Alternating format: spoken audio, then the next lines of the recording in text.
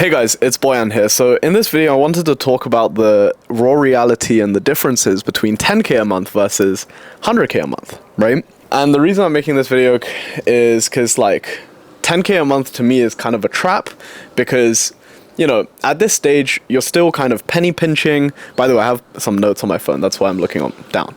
Anyways, you're still penny pinching. You can't freely spend, not necessarily living. You're still having to compromise a lot in your lifestyle, right? You might not be necessarily living in the exact place that you want.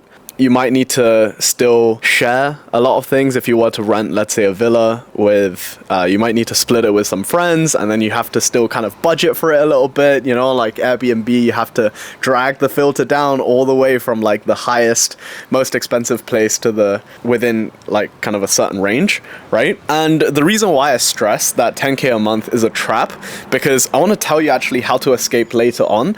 But first, let me kind of describe to you what it's actually like in case you're still on your journey towards that elusive number, let's say, right? So once you hit 10k a month, what's actually going to happen is you're going to feel pretty cool. You're going to think you're hot shit because you're going to be the cool one amongst, let's say, like your school friends and the people that you kind of grew up with, right? Everyone's patting you on the back. People are giving you a lot of validation because, you know, like you've been grinding for it, right? Maybe you've been grinding for 6 months, a year, 2 years, whatever, right? And you finally feel like you achieved something. You want to tell everyone about it. And at this stage, because, you know, everyone kind of has this aspiration of making 10, 20k a month, people actually feel good that you're doing it because it kind of shows them that it's possible for them as well. That's why they're giving you so much validation. And you probably have like a inflated sense of self-worth because, yeah, like you hear these stats around like, yeah, like top earners are making 6 figures, yada, yada, yada. And because you're relatively young doing these numbers, because most likely I'm guessing you're young, watching me, you think you're like, oh my God, like I'm the G, I'm like 10%, top 0.1% of my age range, blah, blah, blah, blah, blah, all of this shit, right? And your ego will probably be decently high, you know? You might cast labels on yourself as like, oh, I'm a high value man, da da da, right? Because you see on these like red pill podcasts, da da da, saying, oh yeah, like to be high value, you have to make a lot of money. And at this stage, because you started off broke, I'm describing myself, by the way, so don't feel violated. You might start thinking, oh, I'm like high value, this, that. You might not say it, but you feel it, right? And if you're a real dick about it, you say it. Right? You also may start dressing a little bit different because you're like, oh, I need to upgrade my style, yada, yada, yada. And the thing is, right, I'm not judging you for this. Absolutely nothing wrong with this stage. It's actually a pretty cute stage to be in. I'll be real. Like, life is pretty good because you went from not necessarily being able to afford the things that you need, but being able to just like not worry too much about typical bills and that kind of stuff, right?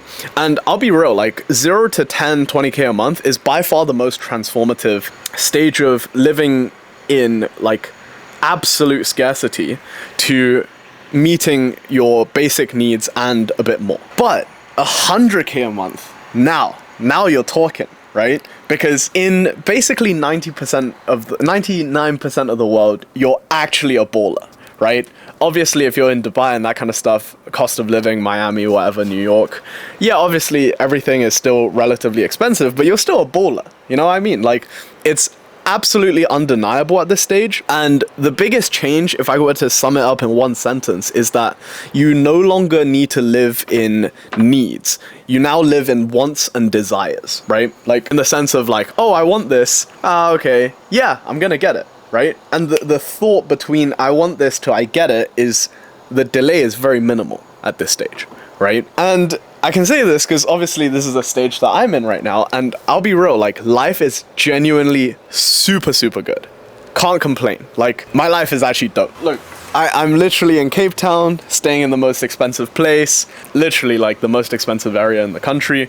Very nice views. We got mountains over there, a pool back there, and like off to this way is the sea. So, you know, the view of the sunset here is incredible at like 6-7 p.m. It's actually a really nice experience, I'll put it that way, right?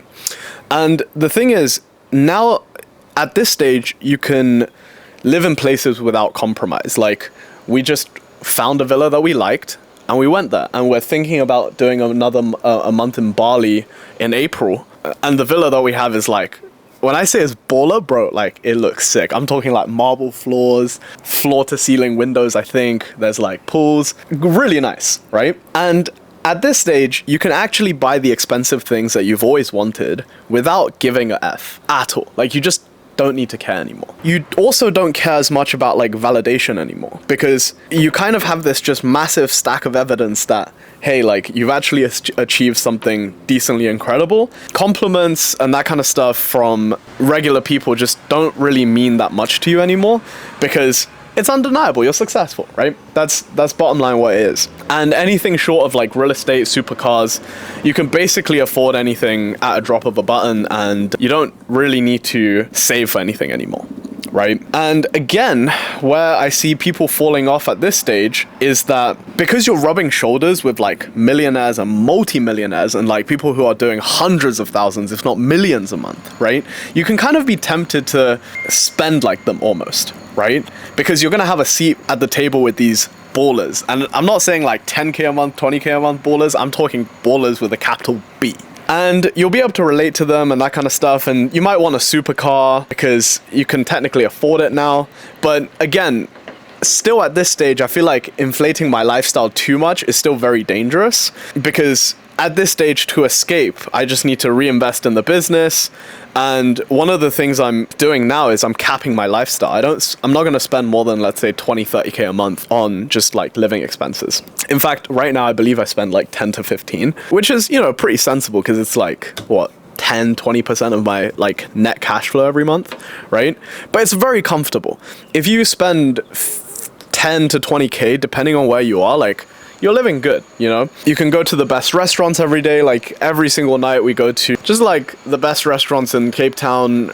Don't really know. I mean, the bills are not expensive. It's like, what, 50 to 100 bucks per person, right? All of this sounds really good, right? Like I'm paying for everyone, or whenever I see, you know, friends, I can get the bill. It's not a problem, right? And I feel good about it, because at this point it's, you know, being able to facilitate nice experiences for other people is genuinely like pretty fulfilling. I was able to fly my family out. I flew my granddad out first class Emirates to Dubai, and we did Christmas and New Year's together.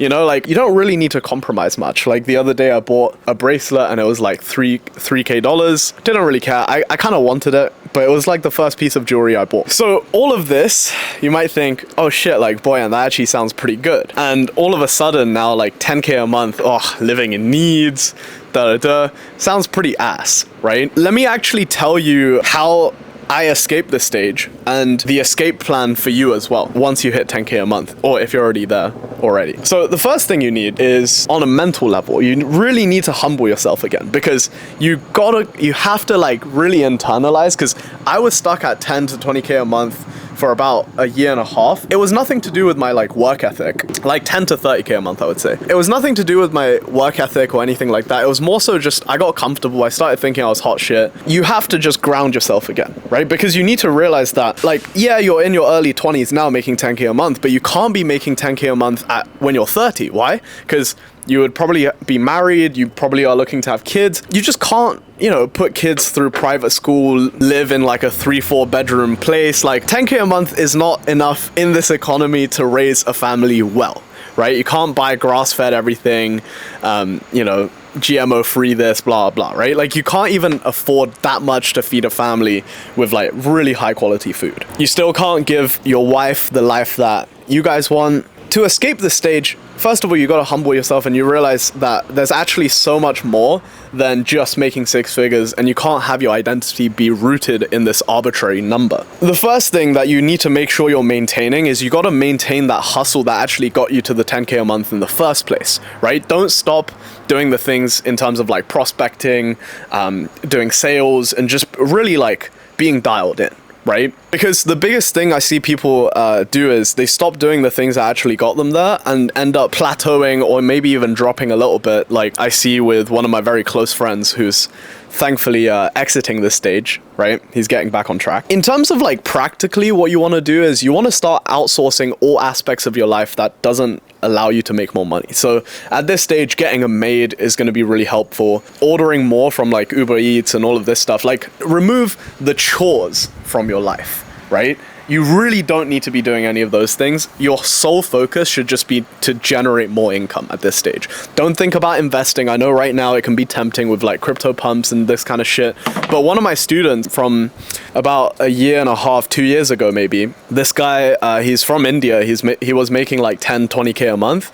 He literally dropped me a message yesterday saying that, yeah, like he lost a shit ton of his money trading crypto futures, right? Don't think about investing. You think you can invest, but at this stage you really don't actually know that much about business to be able to understand like micro and macroeconomics and all of this stuff. Focus on what you're good at, which is generating income. Another thing you should be doing to get from that 10 to 20K a stage and really escaping that is you need to start hiring people. You can't do everything yourself anymore. A lot of the menial tasks, for example, like lead generation, let's say managing your inboxes, all of this shit, you gotta outsource ASAP. Like your time should be, how do I generate more appointments? How do I close more appointments? And more importantly, how do I retain the clients that I currently have by building out a better service, right?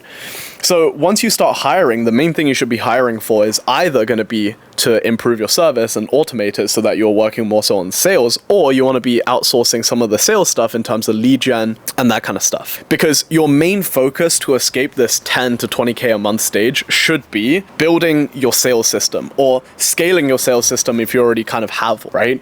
So what do I mean by a sales system? You need consistent appointments. You need like smooth lead gen systems. All of this stuff you gotta build and have in place in order for you to escape this trap of like 10K a month. Another thing that you should be doing is refining your service and whatever you're selling. It could be services, products, or whatever, but because I'm selling email marketing, right? The biggest game changer for me was when I was able to lock in my pricing model and also actually understand what is the deliverables that I need to deliver and really productize my service almost, right? And put everything into a process. Now, it can be really tempting, and you might have already, crossed the line with this in terms of overspending and spending above your means, especially if you're in a country that you need to pay taxes on and that kind of stuff. Like, if you're in the UK, I know, if you make 10K a month, your take-home pay is only like 6,500. It's super important to keep your lifestyle between that 2 to 4K a month range, because it's still not a bad life. You're living decently, even in the most expensive cities in the world. You're living in not a terrible place anymore. Life is pretty decent, you know what I mean? Like, you can eat the things that you want. You might not be able to afford to provide for, like, let's say a girlfriend or whatever, but providing for yourself is completely fine at this stage.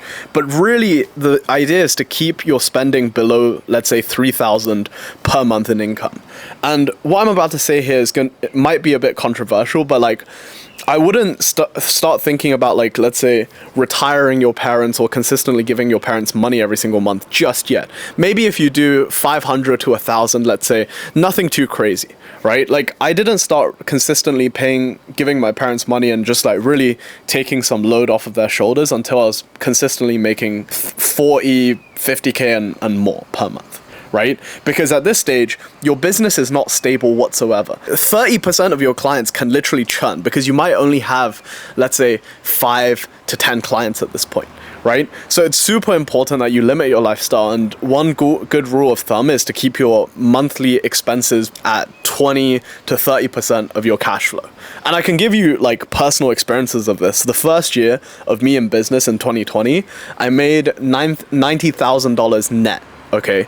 And every single month that year, with the exception of, I think 2 months, I only spent $500. Not joking. Including rent, including everything. I was sharing a house with 5 other people that I knew from my uni days. I was shopping in Lidl every single Sunday, bulk buying groceries so I can, like, not need to go to the shops again. It was genuinely, like, not the best lifestyle, but it was what actually allowed me to save, I think, like 80% of what I made that year. And that allowed me to actually upgrade my lifestyle in 2021 just a little bit. So yeah, like 90K profit, I was still spending $500 a month. I'm very fiscally conservative, so you might be able to spend a bit more, but that's just what I was comfortable with, right? And what that allowed me to do was, it allowed me to have like $500,000 in the bank before I was even like consistently making 60K a month in profit. Now, the only thing that's relatively complex is actually building your sales system. So I'll cover that in a future video, so stay subscribed. But if you just do these things and keep your eyes on the ball, you'll be able to get to that 100K a month roughly in like a year or two once you hit that like 10 to 20K a month. Hope you found this video valuable, and I'll see you in the next one.